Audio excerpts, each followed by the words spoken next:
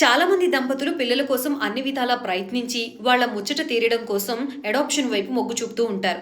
మరికొంతమంది తల్లిదండ్రులేమో ఆల్రెడీ ఆడపిల్ల ఉంది, ఇంకా మాకు మగపిల్లోడు కావాలని, లేకపోతే మగపిల్లవాళ్ళు ఉన్న తల్లిదండ్రులేమో మాకు ఆడపిల్ల కావాలని, ఇలా రకరకాలుగా అడాప్షన్ వైపు మొగ్గు చూపుతున్న పేరెంట్స్ ఎక్కువైపోతున్నారు.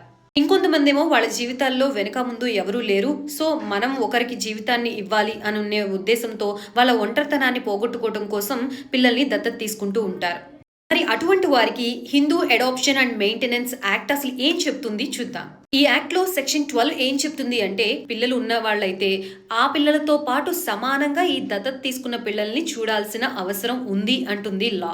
అండ్ అడాప్షన్ టైంలో డబ్బు ఇచ్చి పుచ్చుకోవడం కానీ, ఫైనాన్షియల్ ట్రాన్సాక్షన్స్ కానీ ఏమీ జరగకూడదు అని అంటుంది. అలాంటివి జరిగితే కనుక ఈ అడాప్షన్ అనేది చెల్లదు అంటుంది. అండ్ ఈ యాక్ట్ లో సెక్షన్ 9 ఏం చెప్తుంది అంటే, అడాప్ట్ చేసుకోవాలి అని అనుకునే దంపతులకి ఆల్రెడీ ఆడపిల్ల ఉంటే కనుక ఆడపిల్లని అడాప్ట్ చేసుకోవడానికి వీలు లేదు.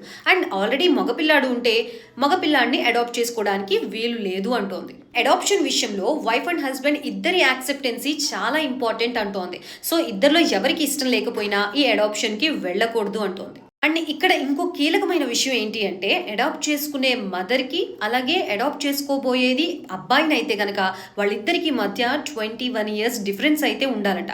అండ్ అడాప్ట్ చేసుకునే ఫాదర్కి అలాగే అడాప్ట్ చేసుకోబోయే డాటర్కి కూడా 21 years డిఫరెన్స్ ఉండాలంట. 15 సంవత్సరాల లోపు పిల్లల్ని మాత్రమే అడాప్ట్ చేసుకోవాలి. అండ్ అడాప్షన్ కి ఇచ్చే వాళ్ళకి కూడా కొన్ని అర్హతలు ఉండాలంట.